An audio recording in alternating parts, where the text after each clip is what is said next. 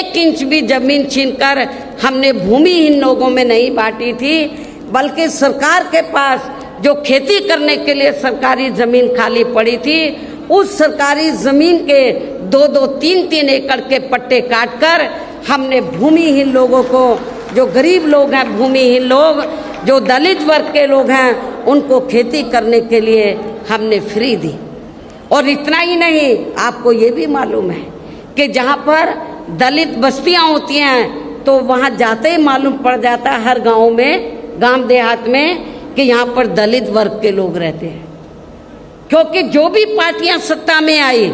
उन्होंने आपकी दलित बस्तियों को विकसित नहीं किया। लेकिन जब हमारी पार्टी की सरकार बनी, हमने डॉक्टर भीमराव अंबेडकर ग्राम विकास योजना के तहत, तो जहाँ पर दलित लोग रहते थे, हमने गांव चिन्हित किए अधिक तादाद में, उनको हमने इस योजना के तहत हर सुविधा से हमने उनको सुविधा मुहैया कराई, उनको सुविधा उपलब्ध कराई और उनको विकसित किया, डेवलप किया। ये भी आप लोगों को मालूम है। और उस गांव में जाते ही मालूम पड़ जाता था कि ये डॉक्टर अंबेडकर गांव है। और जब मेरी गवर्नमेंट के दौरान, जब हमारे समाज के लोग अपने बच्चियों का रिश्ता करते थे गांव में, तो देखते थे कि हमारी बेटी का रिश्ता डॉक्टर अंबेडकर गांव में ही होना चाहिए, ताकि हमारी बेटी को शौचालय के लिए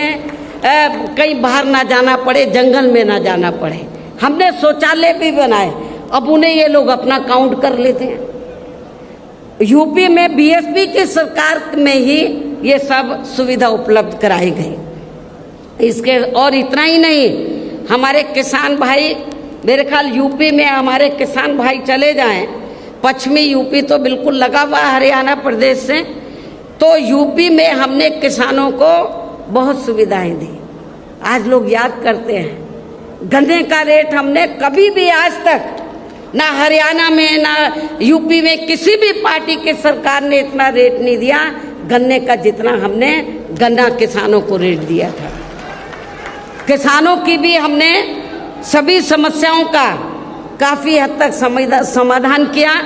तथा उनकी फसलों का भी उन्हें समय से उचित दाम दिया। और मैं अपने जाट भाइयों को बताना चाहती हूँ, जब उत्तर प्रदेश में पुलिस की भर्ती हुई, 2 लाख से ज़्यादा पुलिस की भर्ती हुई, तो पहले भर्तियों में रिश्वत चलती थी। तो लेकिन मेरी सरकार में मैंने बोला रिश्वत नहीं चलेगी, और बिना रिश्वत के आपके पश्चिमी यूपी में बड़ी तादाद में अन्य समाज के लोग तो भर्ती हुए, रिजर्वेशन के तहत SC ST OBC के लोग भी भर्ती हुए। लेकिन बड़ी तादाद में जो लोगों के दिल और दिमाग में धारणा थी कि बीएसपी जाटों के खिलाफ है, वो धारणा निकल गई। क्योंकि जब मेरी सरकार बनी और ये भर्ती हुई पुलिस की, तो बड़े पैमाने पर पश्चिमी यूपी से जाट समाज के नौजवान बच्चे पुलिस में भर्ती हुए। और आज आप गाँवों में चले जाओ, वो यही कहते हैं कि बहन जी ने बिना पैसे के हमारे बच्चों को नौकरी दे दी, पुलिस में भर्ती कर दिया। इसके साथ ही हमने उत्तर प्रदेश में सर्व समाज के लोगों के ऊपर किसी भी प्रकार की कोई जुल्म जाति आदि भी नहीं होने दी है। इतना ही नहीं, बल्कि हमारी पार्टी की रही सरकार ने वहाँ देश में दलित एवं अन्य पिछड़े वर्गों में समय समय पर जन्मे अपने महान संतों, गुरुओं व महापुरुषों में भी खासकर महात्मा ज्योतिराव फूले, छत्रपति शाहू जी महाराज, नारायणा गुरु, बाबा साहब डॉक्टर भीमराव अंबेडकर एवं मान्यवर श्री कांशीराम जी आदि को भी विभिन्न रूपों में पहली बार वहाँ पूरा आदर सम्मान दिया है, जिन्हें विरोधी पार्टियों के लोग अभी तक भी आसानी से पचा नहीं पा रहे हैं। इस प्रकार से उत्तर प्रदेश में हमारी पार्टी ने अपने सभी चारों रहे शासनकाल के दौरान वहाँ हर मामले में व हर स्तर पर सर्व समाज के लोगों को काफ़ी बेहतरीन सरकार दी है। और यदि आप लोग भी यहाँ अपने हरियाणा प्रदेश में गरीबों एवं किसानों तथा आम जनहित के व विशेषकर कमजोर एवं उपेक्षित वर्गों के हितों में ऐसे ही कार्य करना चाहते हैं, इसके साथ ही आपके प्रदेश की जनहित से जुड़ी जो भी यहाँ स्थानीय समस्याएं हैं तो उन्हें भी दूर करना चाहते हैं, तो फिर आप लोगों को भी उत्तर प्रदेश की तरह ही अपने हरियाणा प्रदेश में भी यहाँ अपने बने इस गठबंधन की सर्वजन हिताय व सर्वजन सुखाय की नीतियों पर ही आधारित सरकार बनानी होगी। और जिसके लिए अब आप लोगों को यहाँ अपने हरियाणा प्रदेश में विधानसभा के लिए हो रहे आम चुनाव में अपने गठबंधन का बेहतर रिजल्ट लाना होगा। इसके साथ साथ आप लोगों को वोट पड़ने तक यहाँ की सत्ताधारी पार्टी व अन्य सभी विरोधी पार्टियों के साम दाम दंड भेद आदि हथकंडों से भी जरूर सावधान रहना है। और इस मामले में खासकर आप लोगों को विरोधी पार्टियों के जारी किए गए उनके हवाई व प्रलोभन भरे चुनावी घोषणा पत्रों आदि के बहकावे में भी कतई नहीं आना है, जिन्हें ये पार्टियां सत्ता में आने के बाद अधिकांश अमल में नहीं लाती है, जिस पर से अब जनता का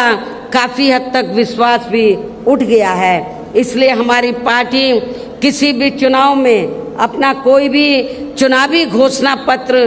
आदि जारी नहीं करती है। वैसे भी हमारी पार्टी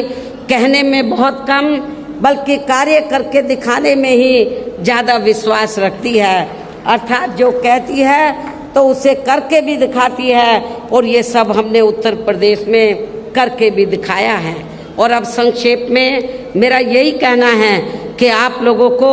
अपने खुद के व अपने हरियाणा प्रदेश के भी हित में यहाँ बीएसपी व इनेलो के बने गठबंधन की ही सरकार बनाना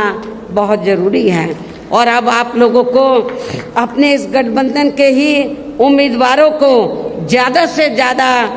कामयाब बनाना है, जिसके लिए बीएसपी के उम्मीदवारों को हाथी चुनाव चिन्ह के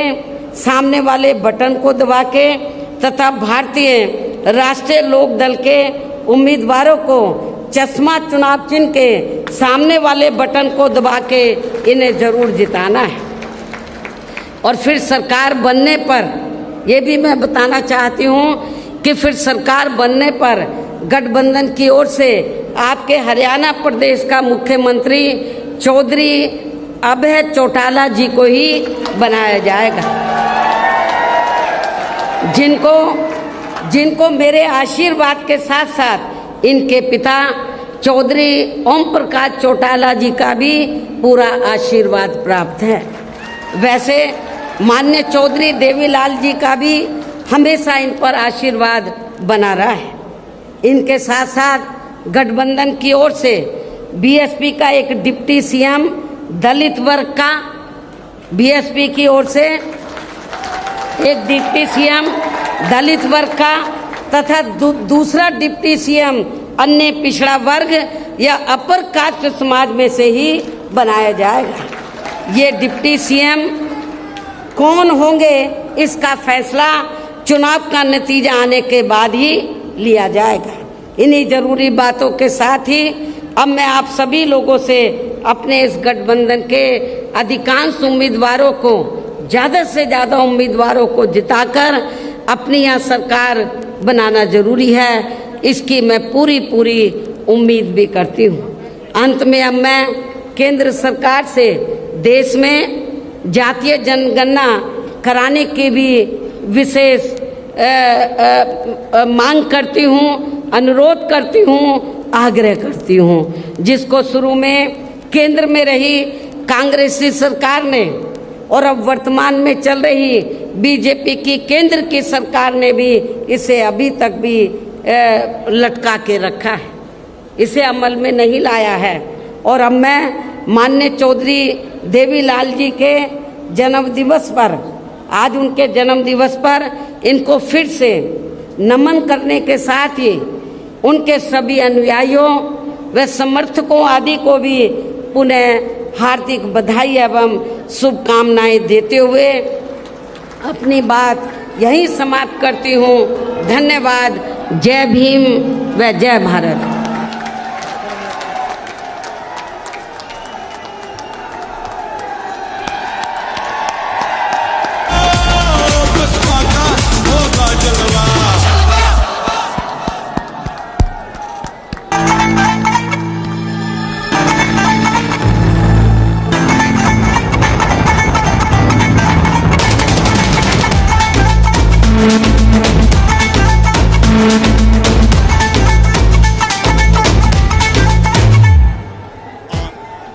साथियों